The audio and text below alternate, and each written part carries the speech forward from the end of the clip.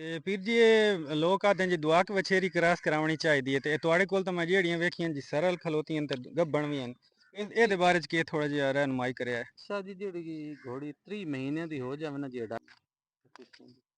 ਵੀਰ ਜੀ ਇਹ ਸਰਲ ਵਛੇਰੀ ਹੈ ਉਸੇ ਜੀ ਕੁਮੈਰ ਦੀ ਜਿਹੜੀ ਜੀ ਇਹ ਦੱਸਣ ਦੇ ਕੁਮੈਰ ਦੀ ਬੱਚੀ ਸਰਲ ਯਾਨੀ ਬੱਚੀ ਕਿ ਇਹ ਦੀ ਬੱਚੀ ਹੋਈ ਇਹ ਜਿਹੜੀ ਜੀ ਤੁਸੀਂ ਦੱਸਣ ਦੇ ਮਾਸ਼ਾਅੱਲਾ।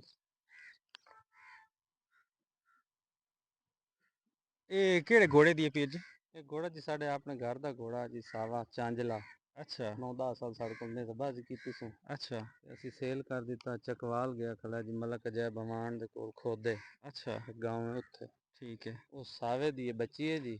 ਇਸ ਅੱਛਾ ਦਾ ਇੱਕ ਭਰਾ ਆ ਜੀ ਪਿਓ ਹਾਂ ਦਿਰੋਂ ਅੱਛਾ ਮਾਂ ਉਹ ਇਸ ਕੁਮੈਰ ਦੀ ਭੈਣ ਹੈ ਉਹ ਵੀ ਸਾਡੇ ਘਰ ਦੀ ਘੋੜੀ ਹੈ ਦੂਸਰੇ ਡੇਰੇ ਤੇ ਸ਼ਾਬਲ ਖੜੀ ਹੈ। ਠੀਕ ਹੈ ਉਸ ਦਾ ਬੱਚਾ ਰੇਸ਼ਮ 55 ਲੱਖੀਆ ਅੱਛਾ ਜੀ ਜਿਹੜਾ ਹੁਣ ਉਹ ਅਟਕ ਗਿਆ ਖਲੋਤਾ ਮੀਰ ਅਬਦੁੱਲਾ ਸਰ ਕੋਲ ਸੇਲ ਹਾਂ ਹੋਇਆ। ਹਾਂ ਇਹ ਹੁਣ ਗੱਭਣ ਕਿਹੜੇ ਘੋੜੇ ਤੋਂ ਵੀਰ ਜੀ? ਇੱਕ ਮੁਸ਼ਕਲ ਘੋੜਾ ਹੈ ਜੀ ਤੇ ਪੀਰ ਹੁਸੈਨ ਅਬਾਸ ਵਾਲੇ ਘੋੜਿਆਂ ਚੋਂ ਅੱਛਾ ਉਸ ਤੇ ਗੱਬਨ ਤੇ ਵੀਰ ਜੀ ਇਹ ਲੋਕ ਆਖਦੇ ਜੀ ਦੁਆ ਕਿ ਵਛੇਰੀ ਕਰਾਸ ਕਰਾਉਣੀ ਚਾਹੀਦੀ ਹੈ ਤੇ ਤੁਹਾਡੇ ਕੋਲ ਤਾਂ ਮੈਂ ਜਿਹੜੀਆਂ ਵੇਖੀਆਂ ਜੀ ਸਰਲ ਖਲੋਤੀਆਂ ਤੇ ਗੱਭਣ ਵੀ ਹਨ ਇਹਦੇ ਬਾਰੇ ਚ ਕੀ ਥੋੜਾ ਜਿਹਾ ਰਹਿਨਮਾਈ ਕਰਿਆ ਹੈ। ਸਾਡੀ ਜਿਹੜੀ ਘੋੜੀ 30 ਮਹੀਨਿਆਂ ਦੀ ਹੋ ਜਾਵੇ ਨਾ ਜੀ 2.5 ਸਾਲ ਦੀ ਅੱਛਾ ਜੀ ਉਹ ਤੁਸੀਂ ਮੇਟ ਕਰਾ ਸਕਦੇ ਹੋ ਹਾਂ ਬਸ਼ਰਤੇ ਬਾਡੀ weight ਪੂਰਾ ਹਾਂ ਕਰ ਬਾਡੀ ਜਾਵੇ ਵੇਟ ਪੂਰਾ ਕਰ ਜਾਵੇ ਅੰਦਰ ਯਾਨੀ ਕਿ ਮੈਚੁਰ ਹੋ ਦੁਆਗ ਜਾਵੇ